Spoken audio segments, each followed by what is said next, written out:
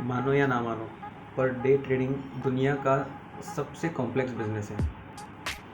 इसकी कॉम्प्लेक्सिटिविटी का मेरे हिसाब से एक ही कारण हो सकता है कि इंस्टेंट रिजल्ट्स इतने फास्ट आते हैं डे ट्रेडिंग में, स्कैल्पिंग में, कि अपने इमोशंस को अपन बैलेंस नहीं कर पाते, फियर और ग्रीड को। और इन दोनों इमोशंस का एक ही सोर्स है, वो है खुद ही एक इमोशन, होप। मराठी में एक कहावत है, दुरून डोंगर साजरे।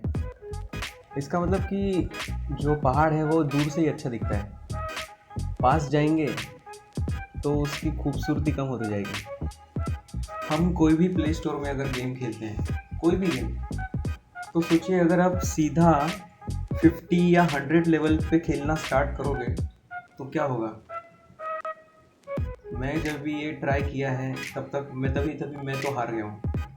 इवन मैं अगर चेस भी खेलूँगा एकदम प्रोफेशनल, ने तो कंप्यूटर के साथ एक्सपर्ट लेवल में, ने तो मैं दिक्कत आती है खेलने में, क्योंकि तभी एक टाइम था कि कभी मैं चेस सिर्फ सीख रहा था, है ना।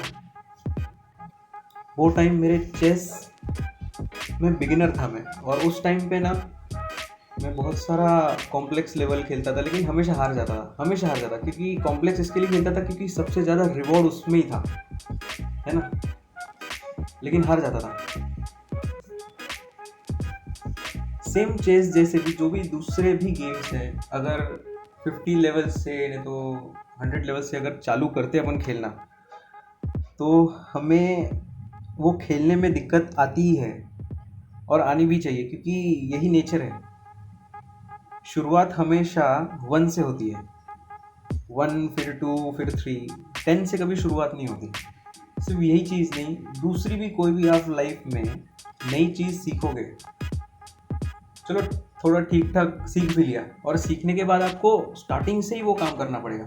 आप एकदम बड़े लेवल पे अगर काम करने जाओगे तो वो चीज़ वर्कआउट नहीं करेगी, क्योंकि पहले जो स्टेजेस हैं वो स्टेप बाय स्टेप पार करने ही पड़ते हैं। अगर पार नहीं किए गए तो वाट लगनी निश्चित है। Same as like games, stock trading is also a type of game. इसमें डे ट्रेडिंग है जो सबसे ज़्यादा कॉम्प्लेक्स है। ऐसे समझिए कि ये लास्ट लेवल है डे ट्रेडिंग। कोई भी गेम खेलने से पहले हमको उसके जो कॉम्प्लेक्स लेवल है, अगर हमको उसमें सक्सेस चाहिए, तो अगर उसमें अगर सक्सेस चाहिए वो कॉम्प्लेक्स लेवल में, तो ये ज़रूरी है कि उसके पहले की लेवल में जो कम कॉम्प्लेक्स है उसमें सक्सेस मिले। जो भी बिगिनर स्ट्रगलर ट्रेडर होते हैं ना डे ट्रेडिंग में, वो सालों बर्बाद कर देते हैं, मतलब ईयर्स एंड ईयर्स वो बर्बाद कर ही देते हैं और करते ही जाते हैं, क्योंकि यही एक चीज़ है, एकदम छोटी सी चीज़ जो उनको समझ में नहीं आती है, साइकोलॉजिकल चीज़, कि ज़्यादा कॉम्प्लेक्स से कम कॉम्प्लेक्स पहले खेलना ज़रूरी है, पहले मास्टर करना ज़रूरी है ना। आप 50 स्टेज मास्टर करने के पीछे अगर आप सीधा 50 स्टेज खेलोगे, हाई लेवल का गेम खेलोगे, तो वो वर्कआउट करेगा ही नहीं, मतलब करेगा ही नहीं, है ना। उसको वो वर्कआउट तभी करेगा 50 लेवल जब भी आप 1 लेवल 2 लेवल 3 लेवल 4 5 6 7 8 9 ऐसे 50 49 तक जब तक आप खेलते जाओगे, और जब भी उसमें आपको सक्सेस मिलती गई हर एक लेवल पे, हर एक स्टेजेस पे, उसके बाद ही आपको 50 लेवल खेलने का तरीका क्या है वो समझेगा। 1 to 49 लेवल्स जो पार की है उसके एक्सपीरियंस के बेस पे, हर एक जो लेवल पार की है उसके पीछे क्या लॉजिक लगा है, वो सारे 49 लॉजिक्स, 49 टाइप ऑफ एक्सपीरियंसेस शायद ज़्यादा भी हो, क्योंकि हर एक लेवल एक फर्स्ट अटेम्प्ट में तो पार होने नहीं वाली है, एक्सपीरियंस ज़्यादा हो सकते हैं। यही सारी चीज़, यही सारे लॉजिक्स, एक्सपीरियंसेस, सब स्किल्स जो हैं, ये आप जब भी 50 गेम खेलने पे जाओगे उस टाइम पे आपको समझेगा कि 50 स्टेज पे आपको क्या दिमाग लगाना है, कैसे दिमाग लगाना है, आपकी रणनीति क्या होनी चाहिए, ये सारी चीज़ ये एक्सपीरियंसेस की हैं जो 1 to 49 वाले, जो 50 स्टेज को पार करने में मदद करेगा। अब 50th लेवल पे है डे ट्रेडिंग। उससे कम कॉम्प्लेक्स क्या है? Swing trading, positional trading. उससे और कम कॉम्प्लेक्स क्या है? इन्वेस्टमेंट्स। ये जो 3 स्टेज हैं ये बताए, investment, positional trading, intraday trading. ये समझिए ये 3 स्टेजेस हैं।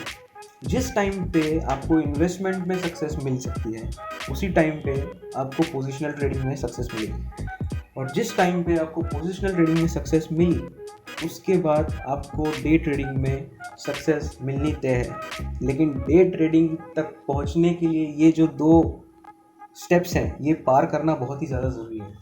अभी इन्वेस्टमेंट ऐसा नहीं कि इन्वेस्टमेंट के रिजल्ट्स ही आने में सालों लग जाते हैं, तो उसका मतलब ऐसा नहीं है कि इन्वेस्टमेंट पहले करते रहो। इन्वेस्टमेंट की टेक्निक, प्राइस एक्शन इन्वेस्टमेंट्स है ना, जो रहते हैं मंथली टाइम फ्रेम में सबसे बड़े, अगर वो आ गए तो फिर एक होप आ जाती है। खैर ये इन्वेस्टमेंट की बात तो हम अभी नहीं करेंगे। अगर डे ट्रेडिंग में सक्सेस चाहिए तो पोजिशनल ट्रेडिंग में आपको सक्सेस मिलनी बहुत ज़्यादा ज़रूरी है। अगर डे ट्रेडिंग में कंसिस्टेंट रिटर्न्स जनरेट करने हैं तो पोजिशनल ट्रेडिंग में कंसिस्टेंट रिटर्न जनरेट होने बहुत ही ज़्यादा ज़रूरी है। अगर नहीं तो इम्पॉसिबल है। ट्रेडिंग में जैसे जैसे एक लेवल हम आगे जाते हैं वैसे वैसे होती ये चीज़ है कि पोजिशनल ट्रेडिंग की जो स्पीड है वो थोड़ी स्लो है। मतलब पोजिशनल ट्रेडिंग की जाती है daily time frame, hourly time frame पे। इंट्राडे ट्रेडिंग की जाती है 15 मिनट, 30 मिनट, है ना, और स्कैल्पिंग की जाती है 1 मिनट, 5 मिनट पे। ऐसे तो जैसे जैसे कॉम्प्लेक्सिटी बढ़ती जाती है वैसे वैसे एक ट्रेड का ड्यूरेशन जो है ना वो कम होते जाता है, और कम होने के साथ साथ हम कम से कम पैसा लगा के ज़्यादा से ज़्यादा रिटर्न निकाल सकते हैं मार्केट में से। ये देखने को बहुत अच्छा है, सुनने को बहुत अच्छा है, लेकिन बहुत ही ज़्यादा कॉम्प्लेक्स है।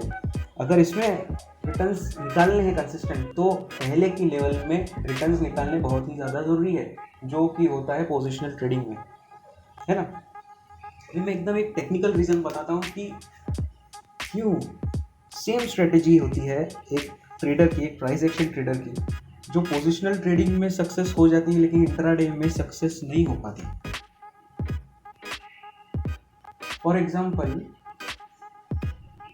अगर आपने डे ट्रेड लिया 100 पे, कोई भी एक कंपनी ले ली 100 पे, स्टॉप लॉस है 95 और टारगेट है 110। आपने 100 पे एंट्री की, समझिए 12 बजे एंट्री की, प्राइस आई 97 पे, और 97 पे आई और बज गए 3:30, तो आपको झक मार के वो ट्रेड बंद करना ही पड़ेगा। और आपको अगले दिन क्या मालूम पड़ता है, मार्केट खुली 96 पे, और वहाँ से जो टर्न मारा वो सीधा 105, फिर 110, फिर 115, मतलब टारगेट हिट हो गया। स्टॉप लॉस हिट ना होके भी टारगेट हिट हो गया। अभी एक चीज़ आती है स्ट्रेटेजी में कि 2 स्टॉप लॉस रहते हैं, एक तो प्राइस लेवल्स के और एक टाइम स्टॉप लॉस, है ना। कि इंट्राडे ट्रेडिंग में एक अंत निश्चित है, 3:30 बजे कोई भी हालत में ट्रेड बंद करना है, मतलब बंद करना है ना। ये एक एक्सपायरी है, डेली एक्सपायरी जैसे, कि हर हाल में आपको ये ट्रेड बंद करना है, मतलब करना ही है। और अगर यही चीज़ अगर पोजिशनल ट्रेडिंग में होती तो वो ट्रेड चलता रहता, है ना, तो वो ट्रेड चलता रहता। ऐसे में होता क्या है, पोजिशनल ट्रेडिंग में आपने ट्रेडिंग की तो आपका एक पॉजिटिव ट्रेड हो गया, और अगर आप डे ट्रेडिंग में कर रहे हो तो एक नेगेटिव ट्रेड हो गया, है ना। तो डे ट्रेडिंग में से बहुत सारे नेगेटिव ट्रेड्स आते हैं, जो मतलब आपको लॉस तो होते ही है, प्लस टाइम स्टॉप लॉस की वजह से उसमें भी लॉस हो जाते हैं। ये 2 चीज़ बहुत ही ज़्यादा डिफ़िकल्ट होती है इससे तेल निकालना। ये 2 चीज़, टाइम स्टॉप लॉस और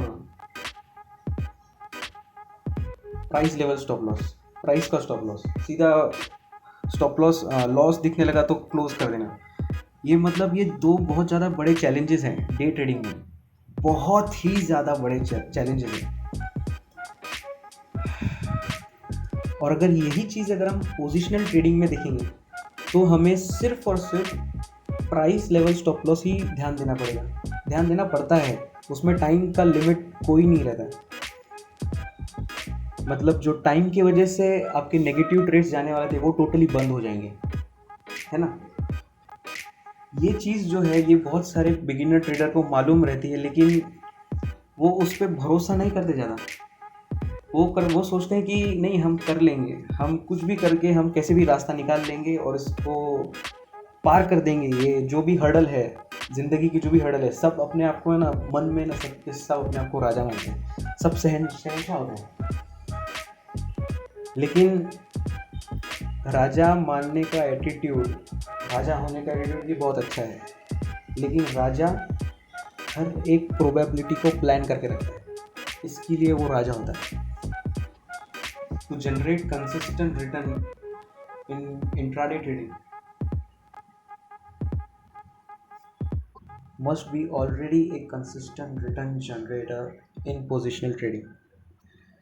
अभी मैं एक स्ट्रेटेजी बता रहा हूँ कि पोजिशनल ट्रेडिंग में जो सक्सेस हो जाता है वो डे ट्रेडिंग में कैसे सक्सेस होता है ना।